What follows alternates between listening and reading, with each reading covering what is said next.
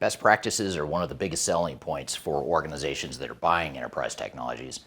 But I want to share with you today why best practices don't exist and why they are actually destroying companies throughout the world.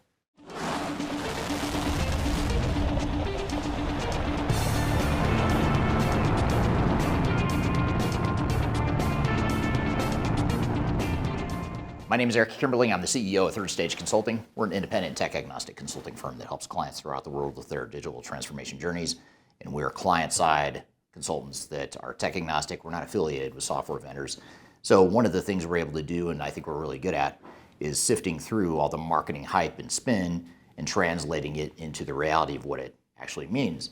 And one of the biggest buzzwords, the biggest concepts that has driven and fueled the growth of the enterprise and business technology space is a concept called best practices. And best practices essentially state that a software that you buy is going to contain best practices that will make you run your business better than what you had before. But what I want to do today is share with you some of our experiences in challenges we've run into with our clients that have tried to adopt these best practices and some of the challenges that it actually creates for organizations.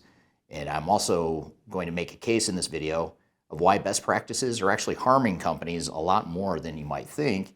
And it's important to understand those risks because they're real risks that are very material to the overall success of your digital transformation. But the good news is there's ways around this. There's ways to navigate these risks. But the key first is to understand what the risks are so that you can ultimately develop a digital strategy and a plan that takes these realities into consideration. If you're leading a digital transformation or ERP initiative, and you want to avoid the costly mistakes that most organizations make, that's where Third Stage Consulting comes in. We are an independent and technology advisory firm, meaning that we don't sell software, we don't take commissions from vendors. Our only job is to protect your interests and be on your side. We help executives and project teams plan, deliver, and recover digital transformations and ERP projects, reducing risk, improving adoption, and delivering real business value.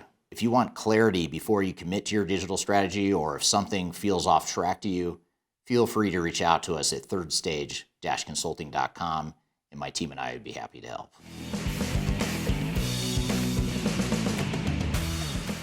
Let's first start by understanding what the term best practices mean. And there's essentially two types of best practices, and I'm going to focus on just one of the two types of best practices. The first type of best practice that I won't talk about here today because I think it's actually beneficial to the technology space is technology best practices. This would be things like we have cybersecurity best practices that are very effective in keeping hackers out of the system, or we have best practices around cloud deployment in terms of how a cloud infrastructure can deliver software as a service to a client. Those technology back-end best practices are real, and those are legitimate. The best practices that are not legitimate, that are actually harming companies, are the concept of business best practices or software best practices. And what I mean by this and what the industry means by it is, let's just say you're deploying a customer service sort of technology, a customer service module within a broader ERP system or a broader technology stack. It means that there's certain ways that that software is built to operate that may or may not be flexible to change, but the software vendor will try to convince you that it is considered best practice. In other words, what the software vendors would like you to believe is that they have somehow determined what best practice is, and that if you deploy their technology, you'll be better off than you are now. And by the way, if you resist any of those best practices, then you must be the problem, because why would you ever resist best practices?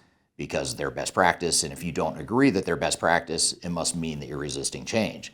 So there's a sort of reverse psychology or a gaslighting that goes on in that sales messaging, but it's something that's been prevalent in this space for decades now. Even when I started my career a long time ago, that was a common term, and it's just become more and more common in this industry over time. And the problem with best practices have been exacerbated by the fact that we now have cloud solutions that are a lot less flexible than technology was 10 or 20 or 30 years ago, when we had on-premise versions of our software and we could make mass changes to that software for better or for worse. We had flexibility, we could change the software however we wanted, but now we don't have that same flexibility, so we need to blindly follow and assume that whatever vendor we've selected somehow has best practices that no one else has, including their competitors, including your competitors. Somehow this is best practice, and you're expected to believe that. Now, the reason this is such an appealing term is because it's what we all want to hear. We all want to hear that the software vendor or the software solution will tell us how to run our business better than we do today. In some cases it will, and in some cases these best practices are actually going to be a step back and they're going to dilute a competitive advantage you might already have. Which leads me to the next point, which is what are the problems with best practices and why is this such a fallacy and an urban myth within the enterprise tech space that's so widely believed?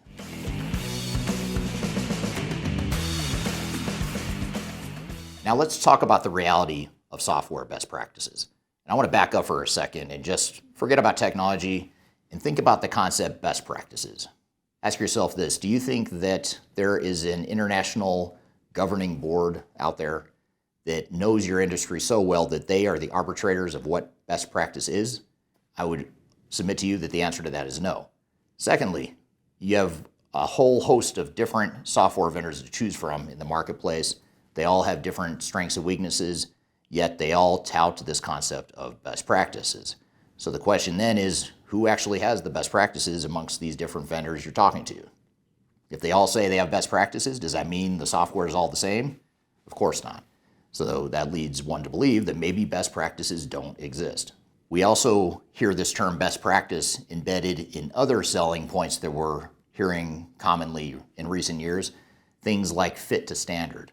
We're going to have our standard software. We're going to take that standard software. We're going to look at how your business can change to fit that software. And there's also a concept called clean core, which is don't customize anything, just use the software the way it was built, and everything will be fine. And then another term that's been around for a while that's similar to best practices is pre-configured industry solutions. This one is a little bit more real. This has a little bit more meat to it because they are pre-configured in many cases. In many cases, they have been pre-configured for an industry, but it still doesn't mean it's best practice. It's pre-configured, yes, it's pre-built, but it doesn't mean it's best for your industry or for you as an organization. So here's the bottom line reality of best practices. What best practices really are the way that a software company decided to build their software. They might think it's the best way to run the software. They might even have specific customers that they modeled in building that software, but it doesn't mean it's going to be best for you. Certain parts of your business, yes, best practices may be relevant. For example, your accounts payable process. That's a great example because it's something that you don't necessarily need to have a competitive advantage for in terms of paying vendors faster than your competitors. That does you no good. It doesn't give you a leg up or any sort of competitive advantage. And paying vendors is fairly straightforward, especially when you look at accounting standards around three-way match and other aspects of accounts payable workflows. So in that case, yes, maybe best practices are fine for accounts payable, but when you look at something around a complex manufacturer that has a very unique product, a very complex way of building a product, a very complex way of delivering a product to a customer, complexity is not always bad. That complexity oftentimes is the competitive advantage that you've created that your competitors can't replicate, which is another reason why I would submit to you that best practices don't exist, because if everyone had access to those same best practices, then I would say they're not best practices. They're just average practices or common practices, which means you don't have an advantage over your competitors. So that's the first step, is to understand what best practices really are. It's largely a sales and marketing message that sounds good in theory, but it's not something that fits reality. However, what I do want to talk about next is when best practices do make sense, when they don't make sense, and when they're not relevant to your organization.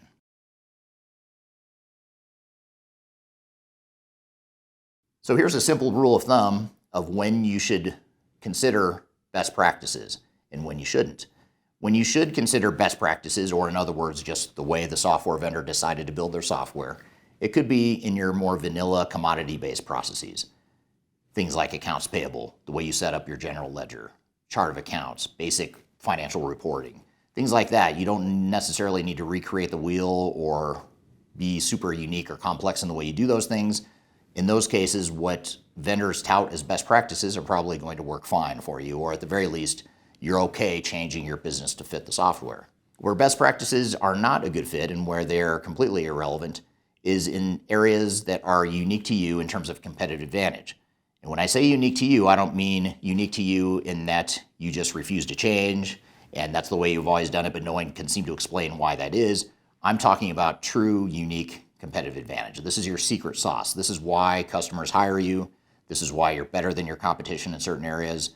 Those areas, by definition, are not going to be available to you by using quote unquote best practices off the shelf for a standard vanilla cloud software solution. So the question then becomes, well, what do we do about those things? Do we just go find a different vendor? Do we try to customize the software anyway? It's a good question. I'm going to come back to that in the next section of this video. So we've talked about when best practices are relevant to your business and when they're not. What do we do when we've come across an area or areas of our business where best practices are not a good fit for the software vendor that we're looking at? Well, the first option is you may want to look at other system providers. It may be that the software vendor you're looking at isn't a good fit for you. You should consider other ones. In some cases, it may be that parts of what that software vendor is offering to you may be a good fit, but you may not necessarily need to buy all the modules or all the solutions that they offer. You may want to focus just on buying the ones that best fit your business.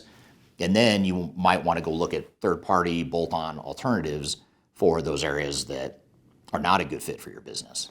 This is why best-of-breed and composable ERP and interoperability models are becoming so popular right now. It's because companies are recognizing that they can still use standard off-the-shelf software, but they can pick and choose which pieces best fit for them, and they can create this sort of complete picture, complete puzzle that creates a unique competitive advantage without necessarily needing to customize or change the software that they buy. You don't necessarily need to go buy one software solution to run your entire business. It may mean that you have multiple solutions to manage different parts of your business. And the technology purists out there and the IT types watching this video right now might say, but Eric, that's a terrible idea because now you've got multiple systems you've got to manage. Now you've got to integrate those systems. It's a lot of complexity from a technical perspective. And yes, that's true, but it may be that those costs and risks are much lower than the cost and risk of not having technology that fits your business. And then the third option you have when you come across a situation where the technology doesn't fit your business, and this would be your last resort, I would say, but not a terrible last resort, but maybe it's your third priority, and that would be to custom develop the solution that you need.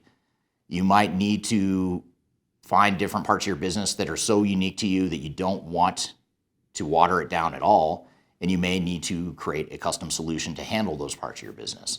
Now, this doesn't necessarily mean creating a whole new solution from scratch. The good news is that there's a lot of platforms as a service, or PaaS solutions that give you a platform, a common platform, and a common tool set to create different types of solutions. Even some standard off-the-shelf software providers like Salesforce, NetSuite, Microsoft, and others provide development solutions that augment their core off-the-shelf software to give you flexibility to get the best of both worlds. So that's another option, is you can develop solutions and capabilities that may not be available off the shelf. But I'd love to hear from you. What are your thoughts around best practices? Have you seen them work? Have you run into trouble with those best practices? Has it created complexities for your digital transformation? I'd love to hear your thoughts below in the comments. And as always, if you'd like to learn more about what makes digital transformation successful, be sure to check out our book called Lessons from 1,000 Digital Transformations. It's where we've compiled the lessons and the takeaways from having helped over 1,000 different organizations over the years through their digital transformations. You can find that on our website by scanning the QR code right here, or you can go to the links below. And as always, if you'd like to brainstorm ideas around your project or discuss how we might be able to help you with your digital transformation, feel free to reach out to me. I'd love to chat with you and learn more about your business and discuss whether or not Third Stage might be able to help you as a partner in your digital transformation. So I hope you found this information useful and hope you have a great day.